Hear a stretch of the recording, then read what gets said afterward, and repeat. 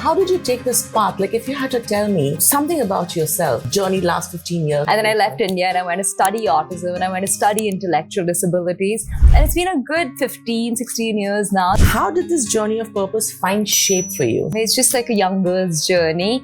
As politics are changing, Bollywood is changing. The society's acceptance towards that felt like for you? I think like today's woman cares about like self-care. Like, you know, I am as important as you. You know, I think that's a big change. Yeah. How about women who do not find that outlet? I think you just have to walk the path to find it and have that courage to keep walking the path. I think society needs to understand that feminism is not about us asking you to treat us differently. I also think, Sheena, that what makes women such powerful leaders is that they come from a bounty of emotions inside of them. You know, they care, they're worried about how this one is, how this thing is, how things are looking, how things are feeling, like what's going on, which a man just doesn't have. I love the perspective that you brought to the table. This is just beautiful. Oh, I cannot wait to come and shop here.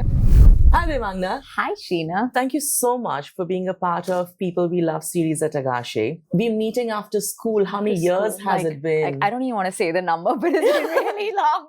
And incredible. Like, you know, I've been seeing your journey, of course, through Instagram. Yeah. And it looks really fun. How did you take this path? Like, if you had to tell me something about yourself, you know, and your journey last 15 years, what has that been like? Yeah. I mean, I think, so right after school, I was at Lady Shri Ram College and I was like, maybe I'd like want to go study an MFA, you know, do writing work. But then I met a young boy on the autism spectrum. And I don't know if you remember, but I did a lot of like SUPW in school also. Right. So that kind of like that young boy on the autism spectrum just like kind of ignited a sense of passion in me that just like writing wasn't necessarily, and that passion that boy ignited got me to write lots of essays to get into this university. And then I left India and I went to study autism and I went to study intellectual disabilities. And it's been a good 15, 16 years now that I've just been like writing, creating in the field of education, curriculum, fiction, art, autism, inclusion. That's it's been a lot of good stuff. Your work brings together writing, art, education, autism, and social impact. It's a lot.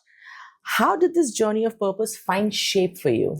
You know, that's a really good question. But I almost, as you were asking me, I was thinking of the human body, right? Like you can't imagine a hand without a leg. You can't imagine a leg without a toe. I almost feel like all of these things kind of go together like a human body. Agreed. Right? Like I'm sure in your work with fashion, you find that too. I almost feel like if I wasn't in the field of autism, I wouldn't be writing the way I do. And when I didn't think words are enough, I wouldn't have learned art because of that. Like everything is a little bit tied with each other. It just kind of comes together. It propels one towards the other. 100%. And one wouldn't be without the other. What does being an empowered woman truly mean to you in your everyday life? I don't know. You tell me. What do you think it means? Just being me. Just being you. I love that. You know, and whatever that means, really whatever that means, unapologetically me. Yeah, I love that. Yeah. I kind of like echo that. I think like being wholly ourselves for really long, like especially India has gone through centuries of patriarchy. And I think it's kind of like subdued women's intellect, women's whole selves. And I think that this new age of women are kind of like finding their whole selves. This is fully me, unapologetically me. And I think that's an empowered woman. Those are women that make big decisions, do big things, you know, do brave stuff. I have a question here though. How about women who do not find that outlet? You know, there are just so many of them who are still in their cocoon. Would you want to say something to them?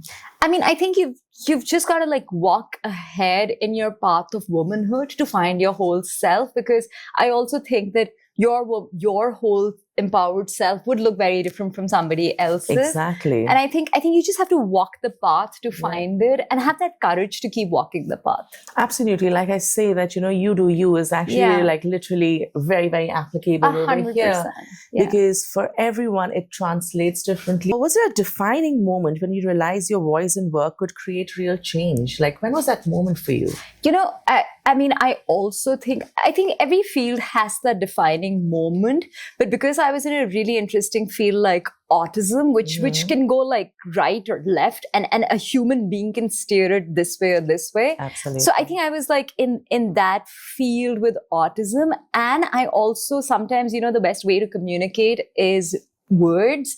So I think I kind of like could see a lot of impact happen when I really was like an activist in the field of autism, and I could write very strongly to express what I want to say about the field, about the situation. I think those were some moments which gave me the courage to keep going ahead.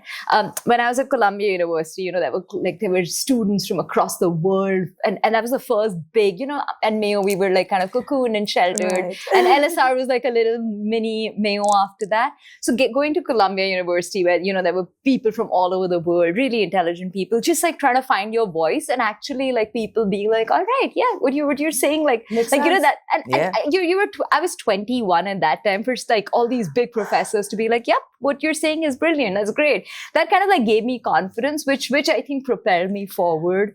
But what I find interesting, a 21-year-old figuring out that this is her purpose. Yeah. I mean, I find that incredible, because most of us, and I speak for a lot of us, we were all just dabbling with things. So good on you, man. Like, I really... I mean, like, look at this place, right? But like, I mean, that's what I'm saying. I think like your purpose, and you are kind of like, your reflection in water. Yeah. I mean, it's just like the moment you try to steer away from it, it like stares back at you again. True.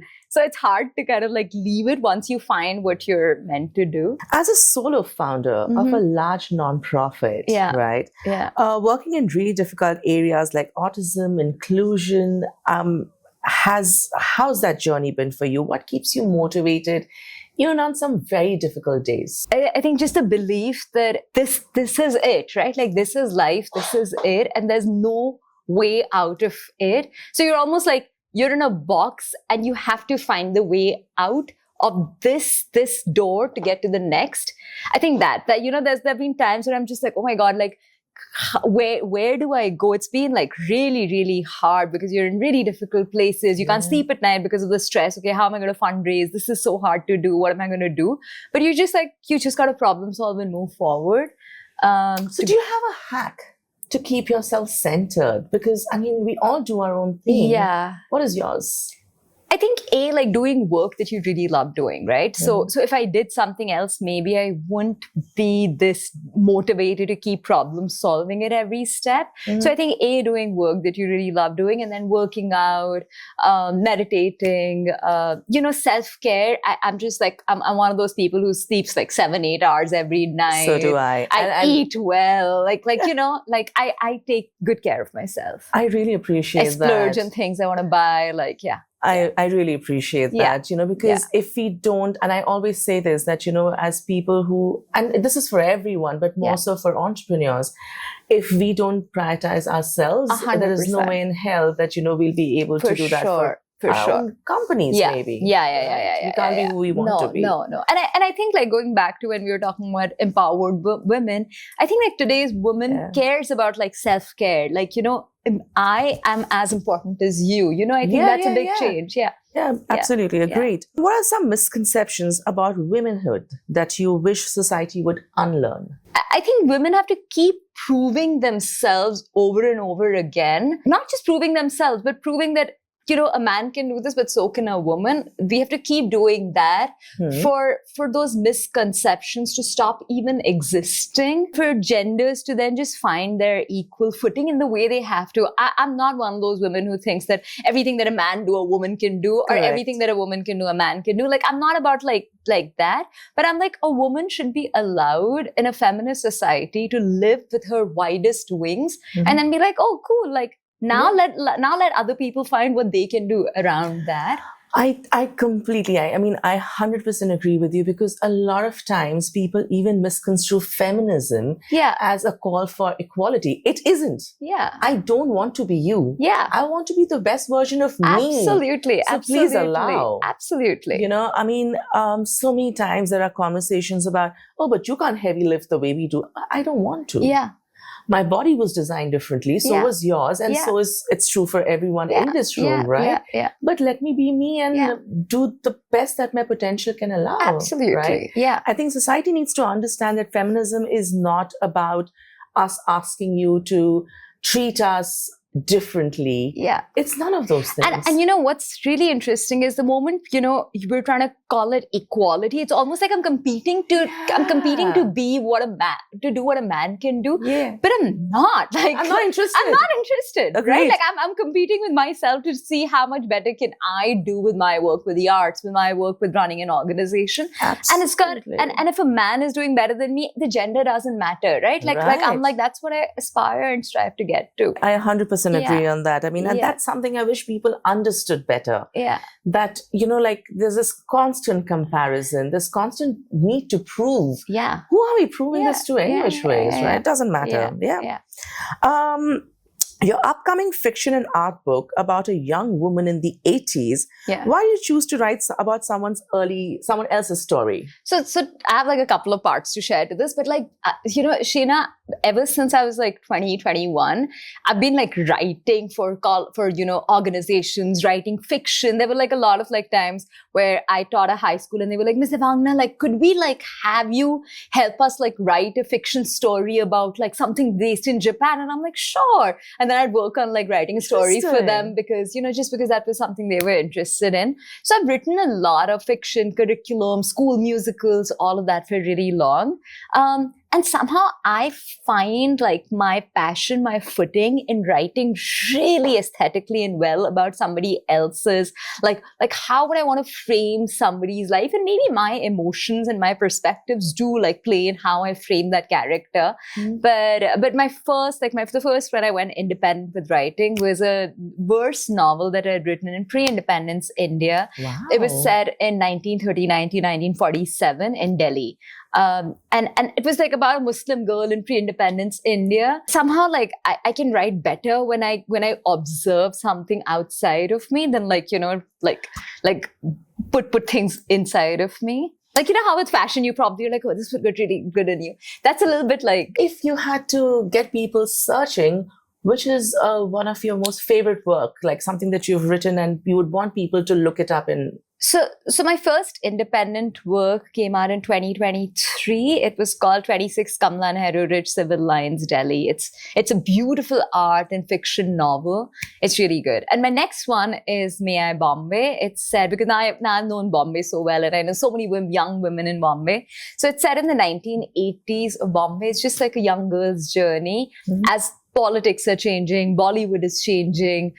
You know, it was the demise of Congress and the incoming of, you know, BJP and all of that. So it's a little bit off around that. And Devangana, with so much happening, what does your normal day look like? It's really crazy. I assume so. Like, if you could run me through, like, what is that one thing that, you know, is a consistent and something that you do to kind of keep it different as well? Right. So I think like my fixed things are, I do wake up every morning. I do like 1 hour of writing work every day, because that's almost like, you know, working out. Like you just have to keep yourself like really equipped with that. I read for a little bit.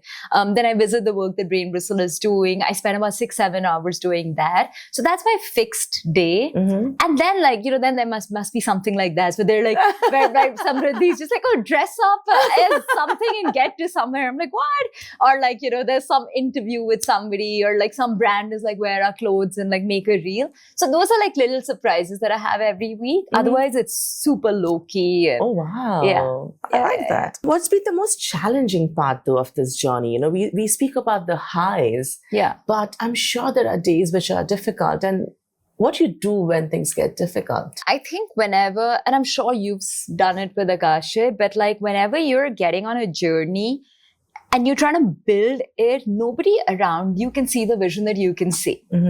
And, they'll be like, why don't you do this? Why, everyone's going to be like giving you advice, do this, try that. And you're like, this is my vision. This is how I want to go forward. And this is how I'd like to do it. And this is how I'd like to do it, right? And this is how I see it best. And I come from a big family. I have like lots of like, friends who are like always like, do like this, do this. Keeping your vision alive, even though there's so many like different versions of the same thing. I'm sure as in fashion, right? Yeah. So many people are doing so many different things, but to like stick to your vision is really difficult. And even when you things fail, and there are months when there isn't enough money, and you're still like, but I'm stubbornly going to keep working on what the path I've set for myself. I think you just kind of went on to the right word, which is being stubborn about it. I think all of us who are on a certain path, it's just that unwavering stubbornness. That's it. That just gets you through the day. How do you protect and propel your creativity and emotional energy while balancing leadership, impact, and artistic responsibility? That's a lot. So, I think being really disciplined about your emotions is always really, really important. Because as women, I mean, again, going back to, women and empowered women, but as women, the amount of like stuff that we face, a man will never even understand in his wildest imaginations, right? So I think like one of the most important things is that, yes, I'm a woman and I care about, this thing and that thing. And, my body is like always like changing and there are things happening and blah, blah, blah. So I think like there's a lot of stuff that women are given as, just as who we are, as our body and as our mind. Right. So I think like it can be easy to get really emotional with work, especially when you're working with lots of women. So just like protecting your energy, I keep my writing work from 7:30 to 8 from 6 to 8-ish in the morning, 6:30 to 8 in the morning. And that's it, right? Like after that, I'm like, that really emotionally drains me. I'm not going to do that. When you're running a home and, there's partnership and there's like struggles with, in your relationships, how do you still like not get bogged down with that and get out and be like, okay, I'm going to go to work and that's my home and this is my work life. And I'm not going to like let my work life struggle because I'm thinking, is my partner like doing something somewhere or what's it's just like keeping, and I'm not talking just for myself, I'm talking for millions of women who sometimes let their domestic or home lives take up most of it because it asks a lot of you. Yeah.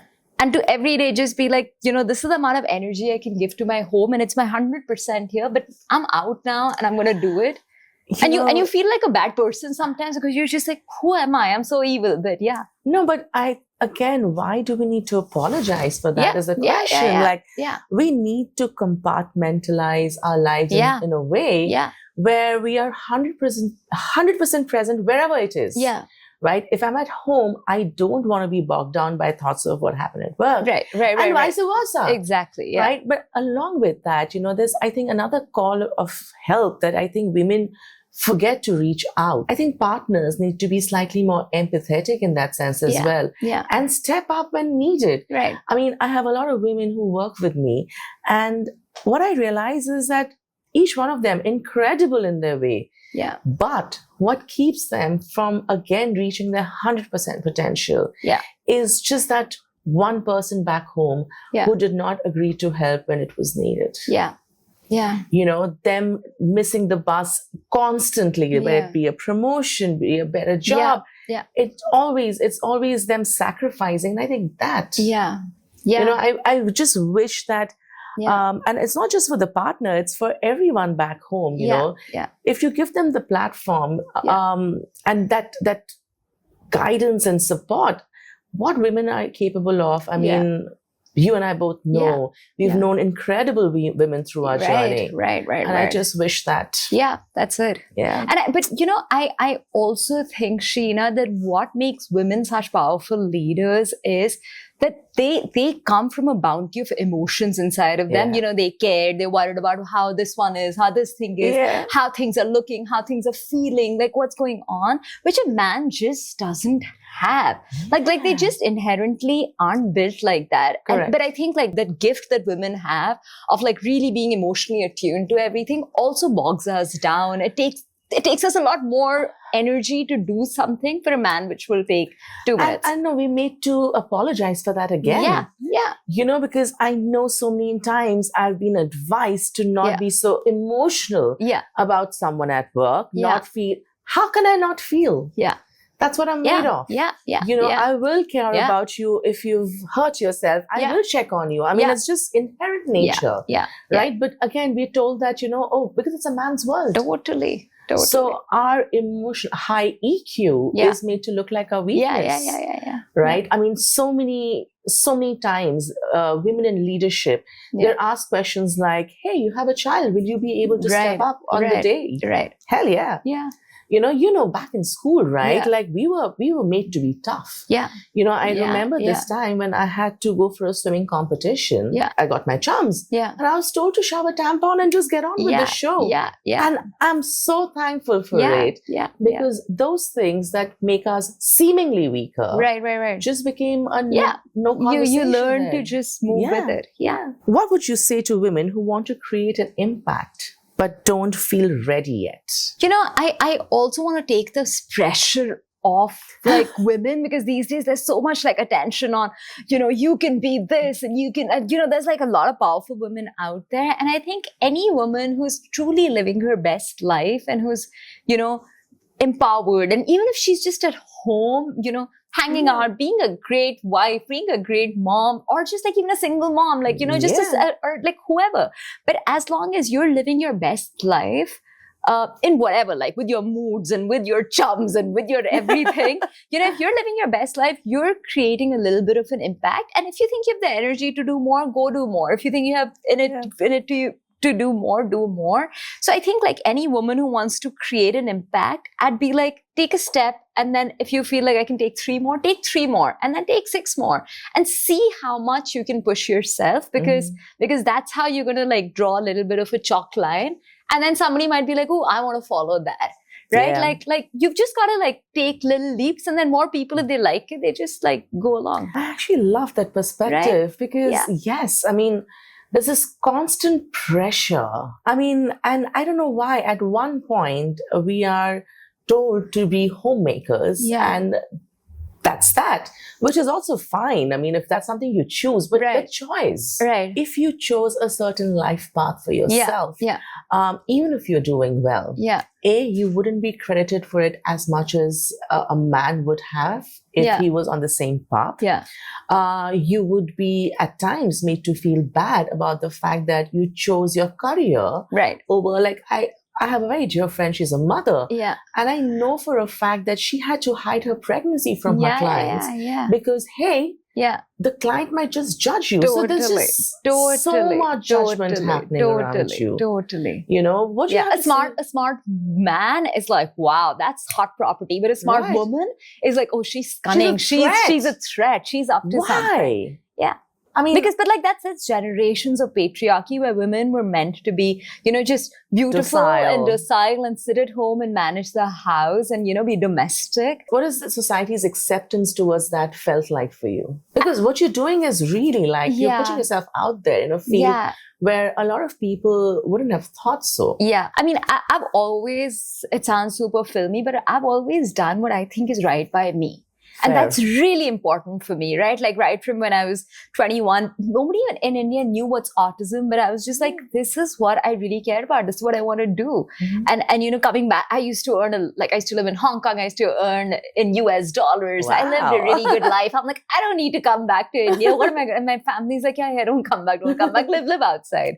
And then I was just like, no, actually, I'm going to like dump all of this and just move back to India and start my life again. Wow. So 10, 11 years later, I came back and it was like, I was just telling somebody the other day that it's easy to get caught in a bubble where, you're just living this expat life. You're buying your strawberries and blueberries in the morning, putting them in this yogurt, going to this big organization, working there, So everything is just like super like safe and clean and sanitized. And to leave all of that and to move to India. And then I didn't move to India to like work in a big, I used to work, I came to India to be on the leadership team of Teach for India, which works with low income schools. So you're going to schools where there's a big corridor and there's 50 kids and there's water leaking in the classrooms of Delhi. Delhi classrooms are leaking because monsoons, like July, August, there was monsoon and there was like no shelter. So basically, like, these kids are sitting in the corridor and there's like a Teach for India fellow who's walking up and down and teaching them. And I was just like, what is this life and how far have I been from this life? So even though I'd been in the field of autism and education, this level of India I hadn't seen in really long. So it was very humbling. And I was just like my everything else feels really shallow all of a sudden. Like, this is what I want to do. I want to like make a change here. Incredible. Yeah. And what kind of legacy do you intend to leave? What is it that one thing that you would want people to remember and resonate with? Yeah, I lived an honest, good life. I think that's it. Whatever little work you do, and some of my mentors and bosses have said this, whatever little you do, just do it really well.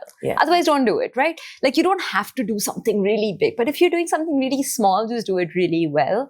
And I think that's a legacy I want to leave, that even if Brain Bristle stays just in Bombay and my next book is read by maybe just 5,000 people, that should be, and they love it. That's it. So whatever little I do, I want to do it really well. And that's how I want to be remembered one day. Devangana, it is, I mean, I'm seeing you after so many years. It is so beautiful to see the person that you've blossomed into. So incredible knowing how you feel, how you think, and you feel so many feelings. It's so beautiful. But before we close this conversation, I have to ask you a fashion question. Ask me. I love fashion. So what is your personal fashion style? So I like to, on purpose, keep it a little low key. Like I like to just be super low key, super chill. So that's probably my statement fashion style. And what do you like about the outfit that you're wearing today? I love this. I totally wear this to, a dinner, to meet a donor and impress some donor to give me some money. I love this. I'd wear this for I have a lot of author chats. Everyone's your next book's coming out, what's happening? So I'd wear this all the time. No, I think the color looks great on you. I love this. You've been, the conversation we've had today has been so fulfilling in so many ways. I love this. I love the perspective that you brought to the table. Yeah. Thank you so much. Thank you so much for coming. This is so beautiful. It's like the perfect way to spend a Thursday morning. This is just amazing. Thank you. Thank you so much. And I'm so proud of you because this is just beautiful. I cannot wait to come and shop here. Thank you so much. Yeah, thank you.